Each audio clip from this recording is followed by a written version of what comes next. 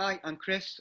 We're here with Megan, and we're going to get to know Kirsty a bit better. As it's part of our series of getting to know the staff and volunteers of Changes.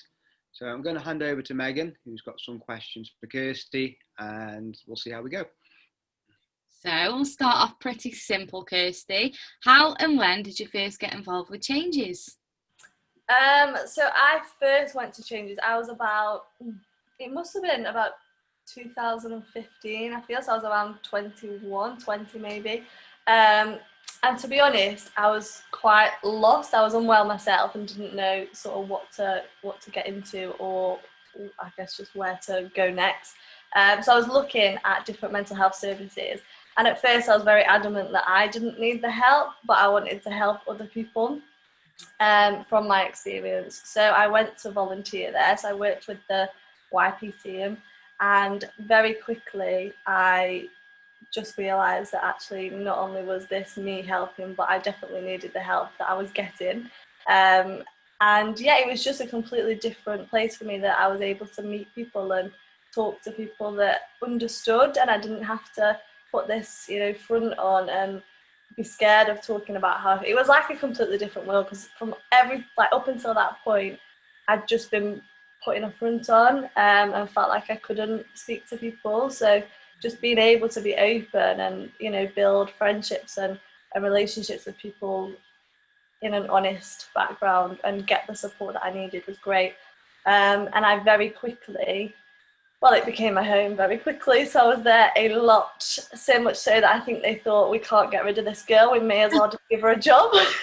So I was employed as a wellness coach in the in-person team, and I did lots of different roles within that. I did the youth council, I taught the OCM for a little bit as well. So I was really lucky in my role and what I got to do, and I stayed there for about 3 years. And then I went off to travel for a little bit. I did Australia and Bali, and then came back. And then I took another break as well for my own health, my own well-being. And then here I am again. So I feel like they definitely just struggled to get rid of me. But it is such a place that I guess without sounding too cliche, but I did find me and grow into me there. So yeah, it's a very special place to me. Amazing. So you kind of touched on it, but what is your current role? What do you have to do in your job at the minute, especially the changes with COVID? So I've actually returned during lockdown, which is quite an odd experience. So I do feel like I'm back, but I also don't, because I've not actually been to the office. So my role is obviously all on Zoom, and I predominantly work with 8 to 11-year-olds, but I do obviously anything from 8 to 18 at the minute. And I also work with parents as well. So a lot of workshops via Zoom, chatting to parents, delivering tools to them that they can pass down to the younger children to help them. And yeah, just being that, I guess, that support system that's virtual for now, a temporary support system.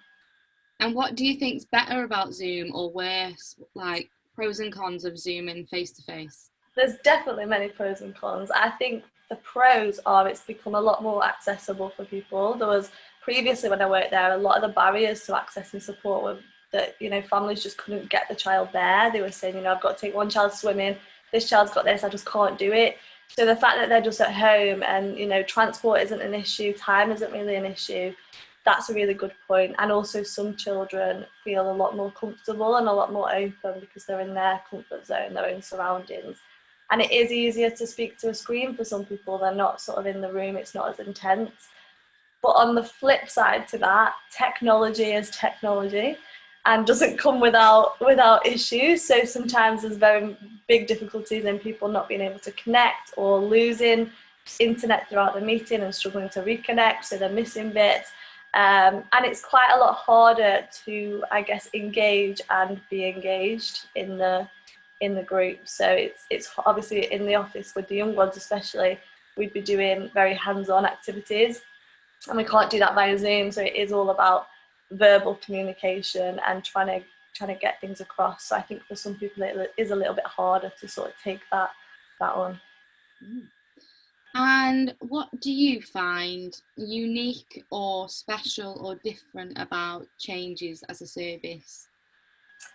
I think the biggest thing for me is the no labels part. The fact that I've accessed openly many services and many different supports, and everyone always seems to be trying to put a label on what it is that you're experiencing. And I think that's quite hard, especially obviously I was sort of 14 when I first was given a label, if you like, and you almost look into that because you're desperate to know more. You're like, right, okay, that's what I've got, and you read everything that comes with that, and you almost give yourself the symptoms that come under that label. So the fact that Changes looks at you as you, like it doesn't matter what the label is, whatever you're feeling and whatever you're experiencing, we don't need a word for it necessarily, although for some people in some circumstances it can be helpful. But we're just going to look at your symptoms on an individual basis and try and find ways that we can support you with that. So I think that's a big one, and the user-led, and finally seeing people that just seeing that everyone experiences mental health difficulties, and we know it, but we're not told it enough, and people still put this, I don't know if it's an English thing, but a British thing, is tough upper lip, and I'm fine, yeah, everything's great. But actually we're human and we feel all the feelings, not just the good ones. So I love nothing more than being in a room with the young people, and it's like a big eye-opening thing for them when they're hearing someone talk about what they're struggling with, and they're like, oh my days, yeah, me too. And they realise that it isn't just this like strange, unique thing that's happening to them. It is normal, and it's a part of who we are as people. So I think that's a really special part as well. Me too. Okay, let's move on to some more light-hearted and personal stuff. Okay. So, what is your favourite band or artist, singer, whatever? You know what? That's quite a hard one actually, because I aren't somebody that has like, someone will say like, what's your favourite type of music? And I don't know, because I'm not going to lie to you, when I'm in the car, probably about 95% of the time, I've got smooth on. I love like the older music, the relaxing music, a little bit of Celine Dion, a little bit of Whitney. I just do. So yeah, I wish that I don't wish, but I think a lot of people expect me to say, I don't know, music, but, but it's just not. Like, give me a bit of Whitney, and yeah, I feel great. So anything that's, I guess, a little bit older, yeah. Feel good classics. Feel good classics, yeah. Have you watched anything really good over lockdown? A good TV series or film? I've watched quite a lot over lockdown. There's a series that I've watched called, and I don't know if it came out over lockdown or I watched a repeat, but it's called Save Me. And there's Save Me 2 as well, so there's 2 of them, and it's got my favourite actress, Saran Jones, in it, and she's amazing. And it's so good. It's basically, I'll end up giving the storyline away, but it's a bit like a mysterious one. It's where they're all trying to solve something. But that's a really good one. But other than that, to be fair, what I've been watching over lockdown hasn't really changed. I live and breathe the soaps, so I've been watching Corrie and Emmerdale, and I'm rewatching Waterloo Road because that's the kind of girl that I am. I love stuff like that. Nice. What is your favourite book that you've ever read? Obviously, I know you read. Oh, that's a tough one. I read lots of, not necessarily novels or anything like that, but more self-development, self-help books. Favourite one is probably, I think, Who Says You Can't, You Do. And I believe it's by a guy called Stephen Chidiak, something along that. I might have said that completely wrong. But yeah, that's just about basically how we're conditioned to set limits on what we think we can achieve and can't, and how you can, people have proved against that, and you can do anything that you put your mind to. So I love that. But if we were looking at a novel, my favourite is Eat, Pray, Love by Elizabeth Gilbert. Again, she broke out of society's norms of what she should be doing and how she should be living, and just went and found herself in India and Italy and all over Bali. So yeah, that's a fave. Do you follow her on Instagram? I do. She's great. Well, when I had it, yeah, she's great. Oh yeah. Yeah, she is. Favourite film? I know that's a hard one. That is a hard one. So Eat, Pray, Love, great. She did Julia Roberts as the lead. I love her. She's brilliant. I love old film, obviously, but I mean like my childhood films. So like, I don't know, Parent Trap. Montana. Yeah, Hannah Montana, the movies, babe. Parent Trap, Yeah. Chicken by the Dozen, just feel good films. And I'm not gonna lie, I love a musical. So Mamma Mia 2 is probably up there with my favourites. She runs away to Greece, beautiful, singing all the time. I mean, you just can't not feel good, can you? No. Have you got any like drama films you like? Not really. I don't like intense films. I like something that I'm just gonna feel good afterwards. The most intense that I probably do within a film. Actually, I have what The Notebook. I would say is intense, and I love that. That's a good one. But I have to be, on a level. I have to feel like I can handle it to watch it. Do you watch horror? No, I do not. Honestly, I watched something that wasn't even a horror. I can't remember what it was, and I had to watch Tracy Beaker before I went to bed. This is me in my mid-20s watching Tracy Beaker to be able to go to sleep. So Oh, can't even watch Hocus Pocus. That's a struggle. Oh god, that was a scream. On the horror years ago, I used to have friends who worked at a cinema. I used to work in a cinema. Yeah. I went down to visit them and we watched The Grudge on a preview, the Sarah Michelle Gellar version, on a midnight showing. So it was only staff only allowed in there. And I stopped their house. I was checking cupboards and under the bed when I got in. I just really did a number on me, that film did. It is a good one. I don't do horrors either.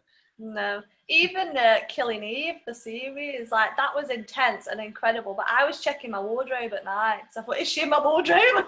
Assassin. You were checking your wardrobe for an assassin. Literally, yeah. My mind runs wonders. Scream. I've watched every horror that's ever existed. Oh, God. That explain a lot, to be honest. Okay. Have you got any pets? Oh, I have. So I've got a little dog called Ralphie. He's a rescue. We rescued him about 18 months ago, a year ago, something like that. Yeah, he's 2.5, I think. He absolutely loves walks, loves cuddles, hates to be picked up, loves playing. He's just great. He's like, they always say, we were saying the other day actually, that your dog becomes like your owner, and he is my spirit animal. He's just like me, loves his own space, but then wants attention every now and then as well. Loves sleep, yeah. Have you had any other pets in the past? I've had dogs. Other than that, I had goldfish a lot growing up. Basically, I always wanted a dog, and my mum was never ever keen on them. She never grew up with them, so she just wasn't. She was one of them where they come over, she would just like tap it, and like she just wasn't a dog person. And then when I had my back done, my back operations, I feel like I used that opportunity and said, "Mum, please, can I have a dog?" And she gave in when I was about 15, and now she's probably the biggest dog person that I know. So we're definitely a dog kind of family, and that's all we've had really, apart from fish. So you mentioned your back operation. What was that about? Yes, so when I was about 13, I think, I was diagnosed with something called scoliosis, which is basically my spine wanted to do its own thing and go into an S shape rather than straight. So I was determined that I wasn't going to have the operations, that it wasn't going to happen. So we left it as long as we possibly could. And then the S got so big that it was sort of pressing onto my organs. So they had to do a couple of operations. And yeah, and everyone now always says I've got great posture. And I'm like, what you on about? I'm slouching. And they're like, no, you're really not. So yeah, I've got 2 rods either side of my spine and lots of bolts holding me upright. So there's things I can't do, but there's also things I can. So I do feel very lucky that I'm where I am. Yeah. Yeah, very interesting. Where is your favourite place to go? What do you mean, like country? Take it as you will. Okay, I'm going to give you a few answers then. Abroad wise, I fell head over heels in love with Bali. I can't explain how like special that place is, and I don't know if it's part of it's because I love all my yoga and all the spiritual stuff, and that is a country based on all of that, so I loved it. But I also love Spain. As a family, I grew up going there. My parents would spend so many months there, and just since I was a baby, I've been going there. So that's really special to me. But in England, I do love Manchester. It is a bit of like a second home. I again think just growing up, going there as like days out and stuff as a child, it's just home from home. Yeah. Amazing. What is your go-to comfort food? Oh, go-to comfort food. It's really odd actually, and no one's going to be surprised. But it is odd. But a bowl of porridge, honestly, it's like porridge in a bowl. It honestly is. It's probably actually one of my favourite meals ever is a bowl of porridge, which is. But aside from that, I do love chocolate raisins. So fill a ramekin with chocolate raisins, and I'm your best friend. But also fill a bowl with porridge, and I'm your best friend. So I'm quite limited. And do you put anything in your porridge? Yes, I get very creative with my porridge. What do you get? Put in your I porridge? used to put courgette in it, which is very weird, but it was like a fitness trend that. No, that is wrong. It's weird, isn't it? And it came from Instagram, so it has a lot to answer for. But it was a way of getting your greens in without tasting them. Added greens, and you couldn't taste them, to be fair. But now I look back and I just think that's just odd. Sorry to anyone that does that, but please stop. So other things that I do with my porridge, a bit less weird. My go-to is berries and peanut butter. That's a fave. But I also put raw cacao in to make them chocolatey, and then top it with banana, cacao nibs, frozen berries, and again nut butter. They're probably my two most fave porridges. Yeah.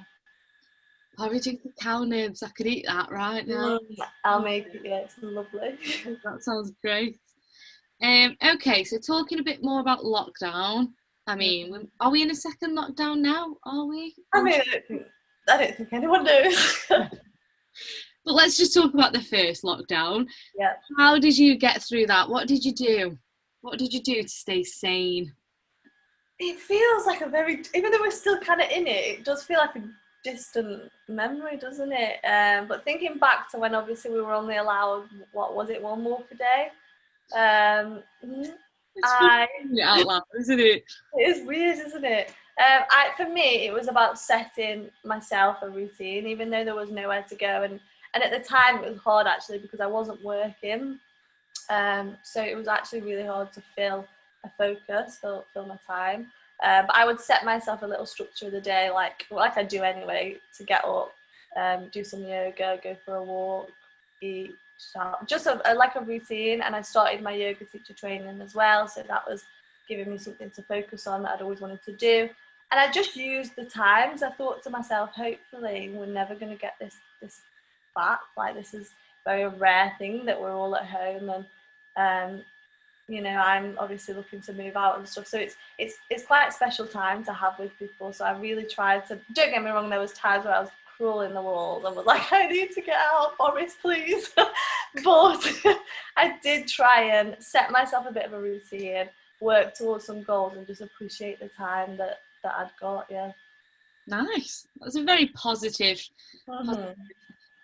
recollection of lockdown. Is recollection the right word?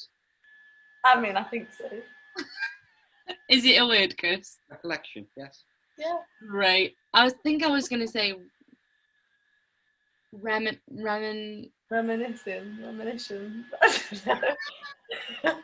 Oh, good, great. Okay. Moving on. Have you learned anything about yourself during lockdown? I've learned a lot. No, I think I've learned that I'm more adaptable than I thought. Yeah, and I think it wasn't even just a mixture of, I think lockdown combined with where I'm at as a person and on my own path at the minute. So them two together taught me a lot, and it was things like, it's the small things that mean the most. I think we get so wrapped up in like a fast-paced life of things that we think are always going to be there, like going out and socialising and going to a restaurant and going to shop, all the things. And when everything's stripped back and you've just got, you know, your health, your family, food, going for a walk, being in nature, you actually think these are the things that that mean the most, and you get reminded of how important connection is, and like having a conversation with somebody. So I really think it did prove to me that how much those things mean, and I'm always grateful for them, and I've always known it, but it definitely reinforced that everything else really doesn't make you who you are or make you happy. It's the smallest stuff. What are you most looking forward to? I mean, this seems like an odd question at the minute. When restrictions are lifted, but what restrictions? And I mean, when life comes back to normal, like our version of normal. Okay, normal, yeah. So I'm thinking when there's a more normal life, yeah. For one, just being able to, like, I don't know, be around people. I hate busy places. I've always hated them, but now it's like through more fear. Like, as that person got something, am I going to catch something? Wearing masks, all of it. I just think it'll be so nice to be able to, be around so many people, not too many, because that's not okay, but be around people and just feel comfortable. And there's a lot of things that are on hold at the minute, places that I want to go, and obviously doing things with my acting, with travel, with yoga. So just being able to have the freedom to, and the opportunities to do all the things that you want to do, I think is a huge thing, yeah. You just touched on acting. Tell us about that. Yes, so I acted when I was very little. I went to acting classes when I was very little. I think my mum and dad took me because they wanted me to shut up, basically. I was constantly singing to them and getting monologues off the internet and performing them to them. They were like, she's got to go. So we went to acting classes, or we went to performing arts, and the dancing and singing just wasn't for me. I definitely have dad dancing and singing as much as I feel like I should be able to sing. I just can't. As Meg knows, I sing all the time. But the acting I fell in love with, and I grew up that was always what I was going to do, and I was going to be in Coronation Street 100%. Mum and dad had my soap awards speech from like the age of 10 onwards. And then I became unwell when I was about 14, 15. And I still carried on acting for a while, but I lost my confidence, and within that lost, I guess, all direction of where I was going, like I said. And I just had the belief that I just can't do it. I'm not good enough. I can't do anything, or everything, all the self negative talk. And so I gave everything up. And then obviously the beginning of this year, I feel like I'm the furthest I've ever been in my recovery, and feeling the best that I have, and within that I'm able to return to things that I'm loving and that want to do. So I went to audition for a couple of acting schools in Manchester just before lockdown and was accepted, but obviously they're all on hold, well, majority, because of lockdown. And yeah, I'm pursuing my yoga teacher, so I'm just pursuing where's my tongue today? Pursuing everything that my illness took away from me, and I feel like I'm sort of getting myself back and the new version of me, and adding the things that I've always wanted to do back as well. Yeah. Do you want to talk a little bit about being unwell and what you mean by that? Yeah, so from my spine operations, I don't know, because there's a lot of debate about, nature, nurture, what the whole situation, the cause is. I don't believe we need to know the cause, but I had my back operations, and I think I felt like everything was happening to me rather than for me. So now obviously I can see that when they were saving me, and it was definitely for me. But at the time, I just felt like everyone was in control, and I was having these operations, and I was out of school for nearly a year, and I just didn't have any control. So as a teenager, I took the approach of, well, you can control all that if you want, but when I go to school, I'm not eating dinner and no one can do anything about it. And it was just as innocent as that. And then I think, obviously, somewhere within that, I believe that I always had tendency for an eating disorder inside of me, or to be unwell, and that obviously when you go into an energy deficit triggers that out. So it was very quickly before that wasn't good enough, and I was skipping more meals and lost a lot of weight, and it very much turned the tables, and I was no longer in control, and my eating disorder was. So that I was diagnosed with an eating disorder, with anorexia, and I battled that for a very long time. I was I don't like to say I was in and out of relapse, because I don't ever really feel like I feel like I was constantly trying to be in recovery, but there were many barriers that I put in place that didn't allow me to. So I would sort of kid myself that I was in recovery. So I would say I battled with it for well over a good 10 years. And it was only, like I say, the end of last year, the beginning of this year, that I've really thrown myself fully into recovery. Took the steps that I needed to, and like I say, I've felt better than, more free and more myself, and better than I can ever even remember, really. And how do you think that plays into your role as a wellness coach? What do you think? Do you think that adds anything to your role? Yeah, definitely. I think I've always got, with an eating disorder comes other mental difficulties, mental health difficulties. So I experienced a lot of anxiety, panic attacks. I went through a struggle with depression, some sort of obsessive tendency. So there was a lot there. So I feel like although everyone's story is completely different, there's always an element that I can relate to. And even if I can't relate to what difficulty that person's facing, I know how it feels to suffer. And I know how lonely it can feel, and how you can feel like there's no way out and you're never going to get better. So I feel like I really feel that, and I really empathize with that. And also I'm able to sit there now and be proud and think, let me show you and be proof that actually you can do it. And I'm not saying you're never ever going to find anything difficult, but you can build the tools and the resilience and, you know, the system around you, the support and everything that you can do to thrive and to, you know, do everything that you want to do and live the life that you want to live. You don't ever have to be defined by your illness, because I see a lot of the young people now, and I see myself so much in them. I see myself at 14, 15, and I don't know, I think it's such an important time to get good support, because it doesn't have to take a huge chunk of your life. It doesn't have to, you know, consume all of that time if you can, you know, have the right help and the right tools now. So it motivates me, and it also allows me to understand and give a bit of hope, I think. Yeah, I think so too. So talking about living your best life. Living your best life. Have you got any big life goals and dreams? Loads. A big part is yoga. So like I say, yoga is something that I owe a lot to for where I'm at now. It's been a huge part of me getting here, and it's become a huge part of my life, and I do firmly believe the world needs more yoga. So I want to spread that. I want to, you know, teach people, as many people as I can, and, you know, introduce yoga to children, combined with meditation as well. That's also a big part of it. So yeah, I think a dream of mine is to sort of establish, I guess, something where I can travel a lot to teach yoga to different people of different ages, and also incorporate a lot of sort of self-awareness, self-empowerment. I also will always be passionate about mental health, so being able to sort of, I guess, support people in a different way.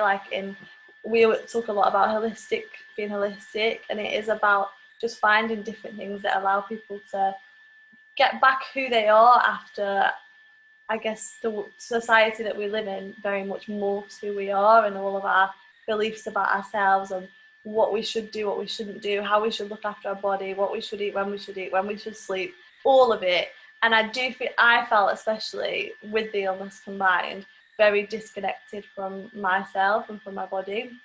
And yoga and meditation and everything within that, all the work that I do, has really helped me, as cliche as it sounds, to rebuild that connection, and to you know, live a lot more intuitively and get to know myself and accept and love and all of those things. So yeah, my dream is to pass that over to people, and to, you know, create a platform where people are practicing not even just yoga if they don't like yoga, but there's support on self-empowerment and mental health. So that's a big dream of mine. Also, having a little debut in Corrie would be amazing. Doing some acting work at some point in my life would be a dream come true. And yeah, I also would love to be a mum one day as well. So that's a big dream of mine, yeah. I'm sure you'll do all three. Mm. What's your favourite season? Oh, tough one. Actually, it's not that tough. I think I'm definitely a summer kind of girl.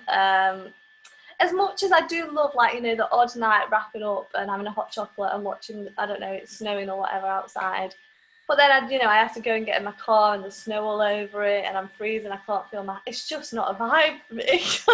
I just really like summer. I am definitely put me in the sun and I feel amazing. I feel like it definitely does something for your mood and your energy and everything. So yeah, summer's my favourite season. We've not really had a summer this year, have we? I mean, we've not really had a year, have we, Will? We had it early on, didn't we? Early, didn't we? Yeah. This year. It was like spring was our summer. Yeah, it was. Yeah. Yeah, it was a weird one. What is the most scary thing you've ever done? Oh, a skydive. Wow, you could come at it from different angles. I mean, probably, I don't know. I'd say skydive. Yeah, I did a skydive when I was in Australia. And it was goals. It was something I'd always wanted to do. We were landing on a beach. It was like everything that you would see. It was something that I desperately wanted to do. And I went into it quite arrogantly, actually. I was like, yeah, this will be fine. I can do this. So we got there and all the instructors were shaking everyone's hands before they went up.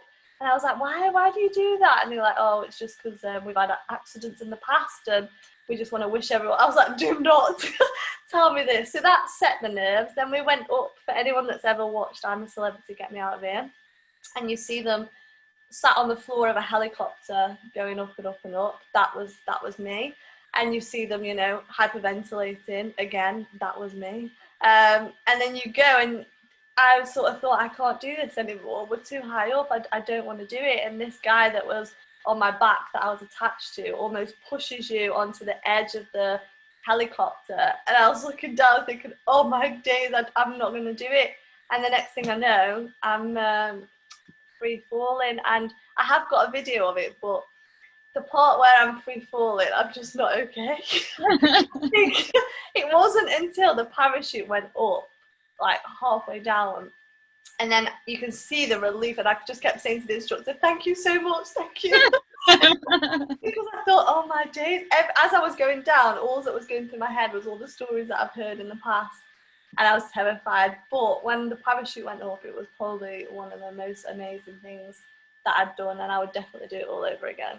That does sound pretty amazing. Talking about I'm a Celebrity, when you have your debut on Corrie and you get the call to be on a celebrity reality show, like Big Brother, Celebrity Get Me Out Here, Dancing on Ice, which is the one that you would love to do out of all of them? I'm a Celebrity is the only one I would probably do.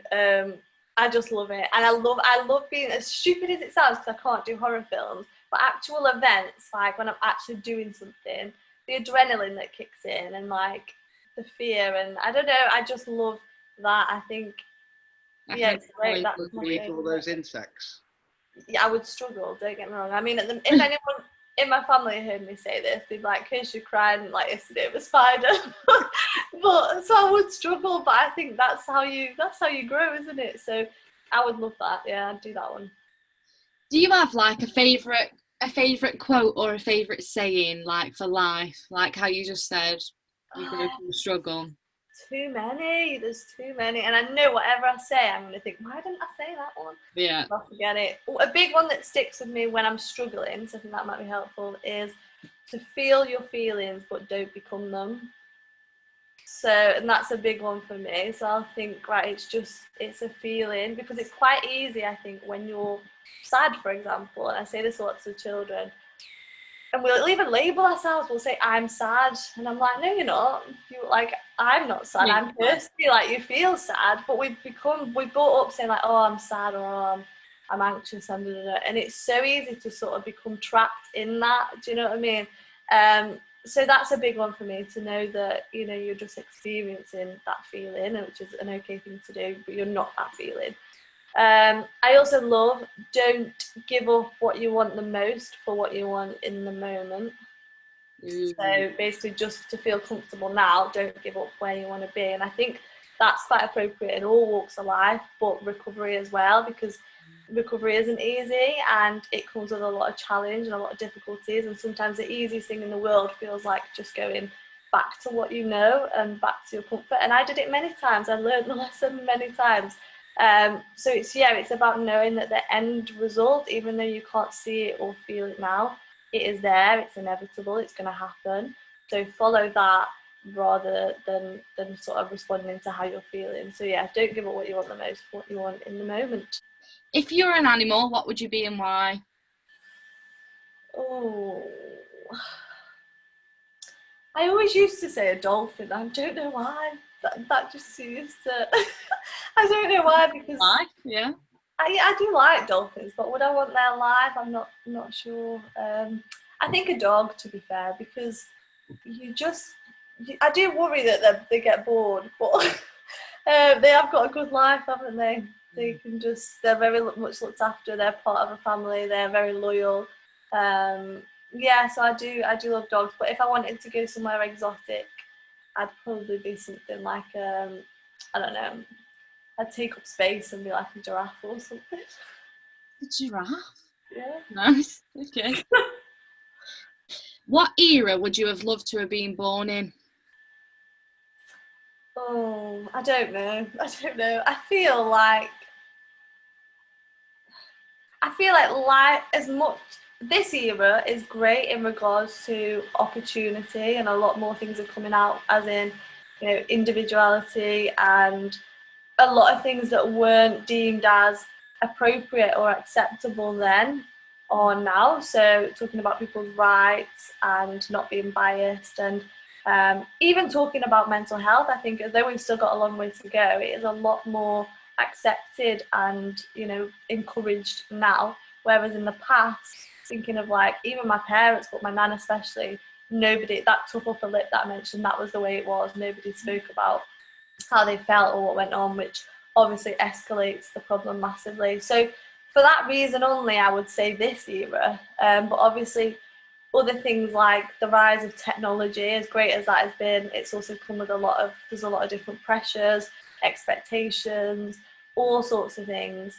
So I do think previously life was probably a lot more simple. We weren't fed all these sort of learned beliefs about, fad diets, you can only achieve this, you should do this, everyone should have done this at this age and moved here by then. So I do think previously it was maybe a lot easier, but I do think this era in regards to how open-minded people are trying to be. I'm not saying it's happened yet, but the intention is definitely there. Yeah, definitely. Where do you think the world of wellness and mental health is going? Because obviously you've got a passion in all walks of wellness. Where do you think it's moving in the next 10 years, if anything? I'd like to think it's going to become more of a preventative than a solution. I think wellness at the minute is very much solution based. I think a lot of things in life at the minute, everyone, we're almost waiting for something to happen or things to get worse to then, offer a solution. Whereas there can be so much in prevention. And there are places that do prevention. So obviously it isn't just people that are poorly that come to changes. A lot of people that are having sort of difficulties or first experience difficulties come. But I'd like to see wellness being a part of everyone's daily life and a part of, something that they're taught in school from a young age, to prioritise self-care and, to look at things differently. And not everyone has to meditate or practice yoga, but there is something for everyone within wellness that they can do to stay connected with, with who they are and where they want to be, and just take care of themselves and look after themselves. So I do think a lot of mental health problems come from expectation and comparison and pressures, and nobody knows then when we start to experience difficulties how to look after ourselves, because we've spent so much time looking after everybody else and trying to hit these goals that it just all gets a bit lost. So I would like to see wellness, centres being open a lot. I've always said I would love to open a centre. We've talked about it a lot. Schools having like full-on sessions. I know they do pastoral care, but full sessions where children are just, looking after yourself is as, if not more important. In the curriculum, more important than like how to, I don't know, do long division. I know that has its place, but if we can't care for ourselves, then what is the point? Well, we're not going to need maths if we're not well.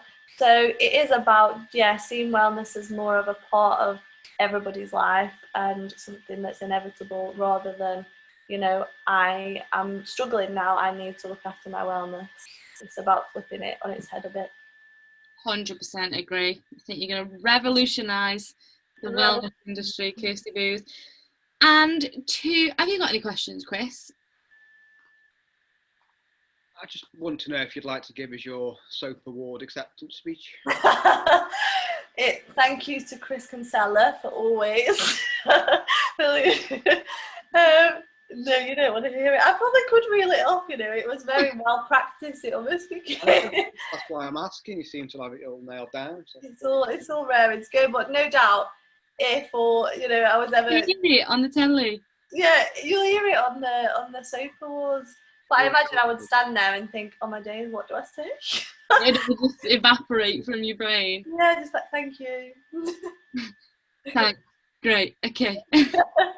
And to finish off then, what would you say to someone who's watching this who's struggling with their mental health? I would say to first address it. So obviously they're aware of it, for them to think I'm struggling. So a big thing is to act on that. So I guess, you know, looking at the 12 steps, it would be to take action. I honestly spent so much time, I mean, don't get me wrong, I spent a lot of time denying the problem, but I also spent a lot accepting there's a problem, and I would say to people, yeah, I'm struggling, I'm really not well. But the action part was just not, it just wasn't there. And I would try, like my intentions were there, but I just felt powerless, and I felt like it had control of me rather than the other way around. And I was almost sitting and waiting for, you know, that to change, the power shift to change, or I was going to all these places for help and people for help and sort of asking them to fix me. And when they couldn't, I would go away and feel absolutely distraught, because I'd be like, right, that's it, nobody can save me, I'm just like this forever.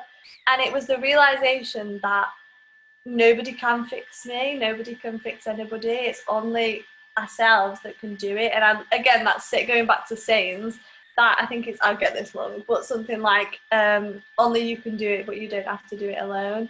And I think that's the big thing, only I could turn things around, and only I could, you know, get help, change and challenge my thoughts, adapt my behaviours, put some, you know, wellness tools, some coping strategies in place. I had to do all of that work, but not on my own. I could also have people that were there with me, and that I could talk about how difficult it was.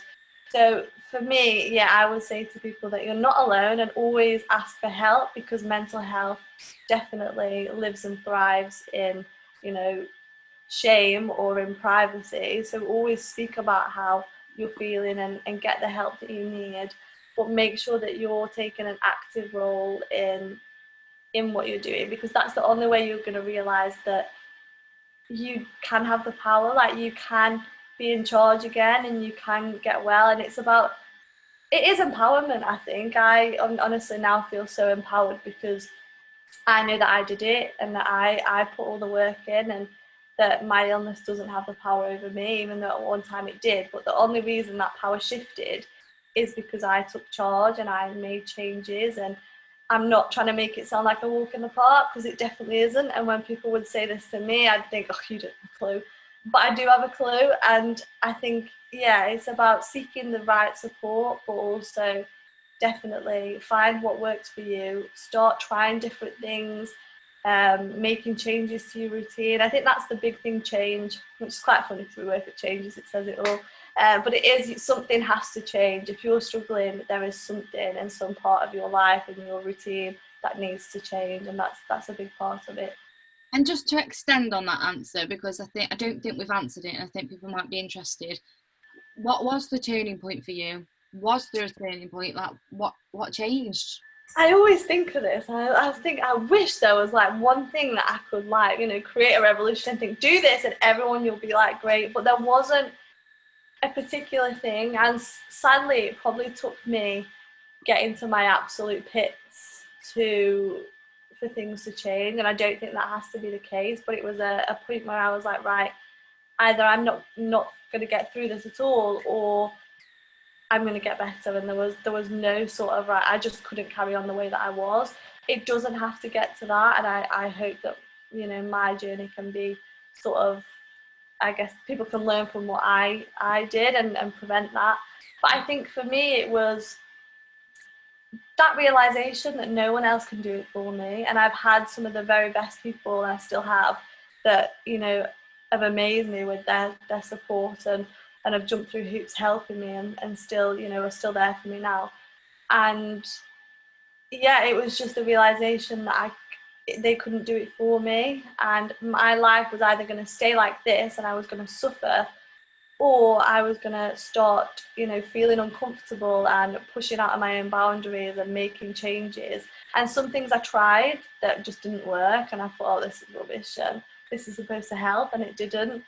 Some things I tried and they did. So meditation, for example, if you'd have asked me a couple of years ago about meditation, I'd have rolled my eyes, not doing that, it's not me, blah, blah. Then I tried it and I thought, nope, can't do it. My brain's too busy, can't do it.